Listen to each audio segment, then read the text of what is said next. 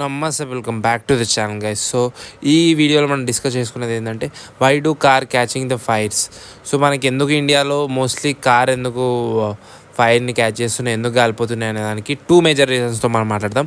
One ఏమో after market instalments. So దీంట్లో ఏంటంటే మనకి బేస్ వేరియంట్ తీసుకొని టాప్ ఎండ్ అని పెట్టిద్దాం అనుకుంటున్నాం. ఓకే, దాంట్లో సీట్ కవర్లు, స్టీరింగ్ కవర్స్, ఫ్లోర్ మ్యాట్స్ వరకు అయితే ఓకే, కానీ అంతకుమించి వైరింగ్స్ తోటి చేరుకానే వేస్తే మాత్రం ఫైర్ క్యాచ్ అయ్యే ఛాన్సెస్ ఉంటాయి. ఎందుకంటే షోరూమ్ పీస్ బట్టి ఆ కార్కి సెట్ అవే ఆఫ్టర్ మార్కెట్ వాడు పెట్టాడు.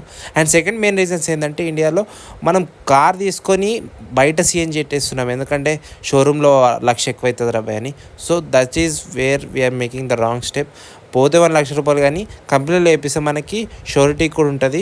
బయట వేపిస్తే మాత్రం మనకు కంపెనీ వాడు వారంటీ ఇవ్వడు and you will end up losing your money. So ఇలాంటి మిస్టేక్స్ మాత్రం అస్సలు చేయకండి. And for more updates subscribe to the channel.